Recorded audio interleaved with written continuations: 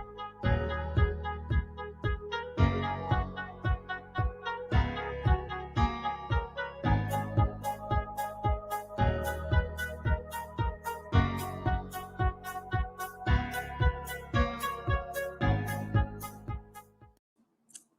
my friends.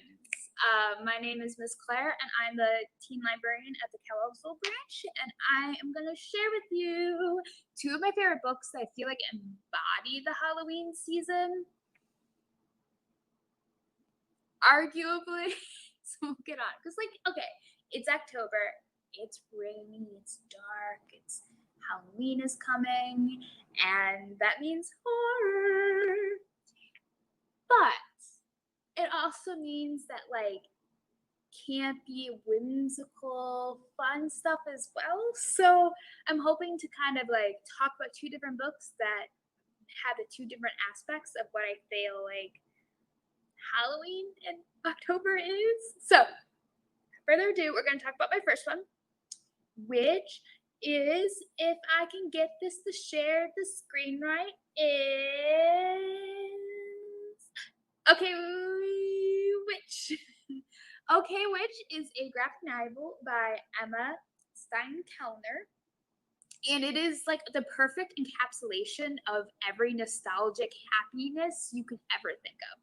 So it's about this girl. She's just living her daily life. She's kind of weird and awkward, but that's okay, kind of. And then all of a sudden she realizes, oh, I have like magic powers. And then to make matters worse, she's like, oh, and my mom knows about this but did not tell me. Because, okay, if you woke up one day and just could levitate things with your mind, wouldn't that be really dope? Everyone wants to be a witch. Who doesn't? Maybe I'm alone in this, but I have been trying to embody the form of a witch for many, many decades, and I want nothing but to be a witch one day. And it won't happen, but it did happen for her. So her mom is a witch as well.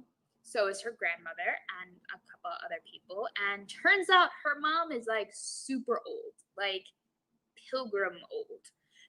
And what happened was everybody was being persecuted throughout time. So they prayed to this deity, and she let them into a inner space dimensional portal that age does not touch them, and they just could live happy with their witch lives. But her mom is like, screw this, I'm outie, and had her. So she's left with this dealing with school and bullies and trying to find her own way in that regard, and then trying to find her own way as a witch because her mom abandoned the other witch, the coven. But should she do her own thing, or should she follow her mom and not practice being a witch at all? Because magic is super cool. Why would you ever choose to not practice magic? I don't know. So the graphic novel is really fun. It deals with some cool issues. Magic is really cool. There's this talking cat that's amazing. It has all those nostalgic gem vibes that make me really happy and feels like it encapsulates Halloween. I'm going to show you a little section of the art because it has a couple of fun parts. So for starters, she is literally a fashion icon, and I need to design apparently my own clothes so that I can wear exactly what she's wearing. And two, the art is just beautiful. The relationship with her mother is phenomenal. This is just a setup to the book. And she loves Halloween. She loves the one day she could pretend to be a witch. Oh, wait, she is a witch. It's a really, really good, solid graphic novel. Just a perfect thing to read and get into the spirit of Halloween. So the next book I'm going to talk about is controversially not technically Halloween-y, but so I like horror books quite a bit. I tend to like more the suspenseful psychological horror.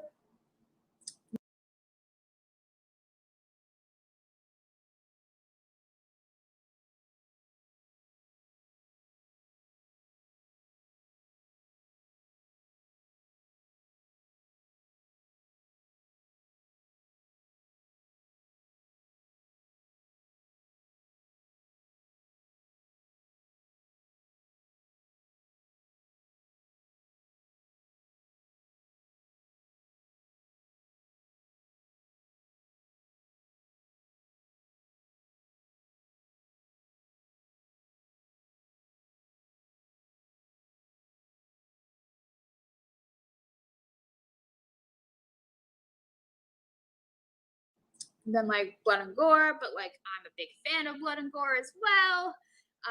Except for decapitation, that's like my one thing. But something is so cool about Tiffany Jackson's books. So she wrote Monday's Not Coming. She wrote Allegedly, Let Me Hear a Rhyme. But there's something in the books that are not horror, but they are horror. So she takes about these like normal everyday things that happen in real life, and then she tells a story inspired by real cases, and then it devolves into this like crazy twist and turn, and then you're just left like, I've never been more emotionally scarred reading a book since reading Tiffany Jackson's material. Like, and I feel like that's kind of like what I want in horror right now, because I've seen the books, I've seen the gore, I've seen arms being ripped, like I've seen all the saws, I've seen a lot of horror, but her stuff to me is starting to be more horrifying because of so easily it could be real life, or the inspiration is actually something that happened in real life. And maybe it's just me getting older and you guys are like, no, man, I give you the gore. But like, this book is more disturbing to me on a lot of ways. And it goes into that psychological thing as well, but it's also a book that's like realistic fiction. It's about real life. There isn't like crazy supernatural stuff. It's also a book about like a lot. It's a book about a lot. Social justice, every I can't talk. It's really good. I'm going to show you the cover because you guys deserve to see the beauty of what this book is, because the cover slaps. It is phenomenal. Grown. So, oh no, I was going to wear I have grown earrings that were sent to me by the publisher because I pre-ordered the book. But they broke, so I couldn't wear them. I tried fixing the super glue and tape and it didn't work, and it was really sad. But circle, they're not as beautiful. But anyway, so Ground by Tiffany Jackson is this beautiful yellow cover that you grab onto and you're like, this is going to be so happy. And it's not happy. But it's about this girl named Enchanted, and she wants to be a superstar. So she goes to like this like American Idol, The Voice type of competition. She sings her heart out, she lays it on the line, and she didn't get voted to the next round kind of thing. And I was like, oh, sad, gloom, depression. But as she's leaving, one of the judges comes up to her and is like, yo, I like your sound. Here's my number. Let me know, and maybe we can make some music. He's like the person of the day. Like, Corey Fields is like, he's been a recording artist. He's like 20 something. He's like the boy candy, but also like super musical and amazing and beautiful. And she's just like, oh, Corey Fields, like, he's not really good. He's going to record with me. Oh my gosh. So she texts him, obviously, because she's going to be a superstar. She's going to do whatever it takes. And they text about what she wants to sing, her experience. And then it starts kind of going down to like, what are you doing today? How's your parents? What kind of Disney movies do you like? So the relationship is kind of shifting, right? But Enchanted is 17 and Corey's like mid-20s, an adult, and it's kind of inappropriate. And they're giving red flag by red flag by red flag by red flag. And then she's making it. She's a superstar, but she's in a very abusive, bad situation. And all you want to do when you read this book is just sob and grab Enchanted and bring her to anywhere that isn't where she is, but you can't because she's a character in the book. And then you have an existential crisis, and then you like get really disturbed and disgusted with life, and then it's a lot. Like, the book does have a warning at the front just to let everyone know that like it deals with some stuff. it mentions like sexual abuse, rape, assault, child abuse, kidnapping, addiction to opioids. Like, it has everything under the sun. So it's definitely an intense, deep book, and you should not read it when you are not happy or sad, or just read it when you're super neutral or wants that kind of thing, because it will destroy you mentally. Take my word for it, I promise. But what's another thing that's cool about Tiffany Jackson's books is she kind of takes like cases that happen in life and kind of use it as like her inspiration for the book. But then she throws in a psychological twist that you are just not expecting every time. I don't know how she does it every time, but she does it every time. And you just never know. You never know what's going to happen. But anyway, so the cases for this book, if you've been like kind of clued into the news a little bit ago, she was basing this book off of R. Kelly. So if you kind of know or watch that documentary on Netflix, you kind of can get the vibe of what's expecting. But let me tell you, she flips everything off like the complete opposite direction, and you're left just being like, what? I could talk about Tiffany Jackson stuff forever. I won't, but I can.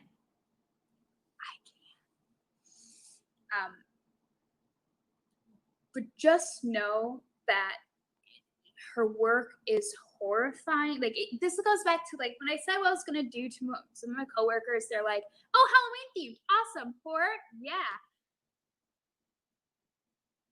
Wait, grown? So I don't know. It doesn't feel like Halloween. It's not set in Halloween, but there's a true deep disgust, horrific psychological mess with your brain is dying and you have no idea what's happening, and you're truly terrified for the first time in a very long time, even though you've seen like every other movie under the sun. Look at you, place. It just completely made like it is the scariest book of the year. It's the best book of the year. I will literally hold on to this book everywhere I go forever. And I will one day find a way to fix the earrings and wear them everywhere, because this book is astonishingly good. And even if you're not like into horror book, like that's my own personal preference at the horror book. Like, I find it like a really good horror book, but it's not technically marketed as a horror book, or it is a horror book. It's just a book about like real life issues and abuse and opioids and true crime, but not true crime, and then social justice too, because Enchanted is a young Black woman, and the media, what happened after is something it deals with the media, and it has a lot of powerful, poignant things. I'm going to stop talking about this book now. All right. And last but not least, I'm going to talk about a book that is more technical horror, in case anyone else is, mad I didn't pick up true horror book. And that book is called There's Someone Inside Your House by Stephanie Perkins. I'm pulling up a picture of it right now. But it is a classic thriller. So it's set in this high school. There's this group of kids. They're just kind of existing, being teenagers, doing their thing. And people start dying. And they continue to die. And more people are. And they're all centered around this high school. And they're kind of like not good people or bad people. But like what I would consider the main character is like, I'm next. And then she decides that she's going to go hunt for him. So what's really clever about this book is like halfway through, you know who it is, but you still have no clue how it's going to turn out. And this definitely will give you the blood and gore. So if you're not into blood and gore, I would skim those parts or maybe not read this one. It's not super gory, but there's definitely moments where I'm like, yep, there it is. There's that description. I highly recommend listening to an audiobook because you'll be listening to it and then you'll hear a creak in your house and you're like, okay. Where's my mace? Where's my stick? But it's really good. Like it feels like a classic horror movie. Like it feels very like Friday the 13th or it feels very classic horror movie. Blood, gore, teenagers, murder, psychological, because you don't know what is happening if there's a person inside the house. And I can't say enough about this book. I'm running out of time, so I'm going to stop saying about this book. But Stephanie Perkins, especially the audiobook version, it slaps. And it'll give you that true essence of what Halloween is about and the horror side of things. Like, highly recommend listening to it on Halloween, like around like, book is like 4 hours, I think. So like around 9 o'clock you start and then you finish it like 2 in the morning and you're like, ooh, really good. So that's it. So before I go though, I want to talk to you guys about the Teen Film Festival. Please start submitting your amazing films and videos. You still have time to submit, but it's always really exciting. And, we're all kind of in a place where we can't necessarily go out and do the things that we love to do, but we can use that phone and film some fun stuff. All right? That is it. Goodbye. Except for I didn't press the right thing, so you can hear my song until we stop there.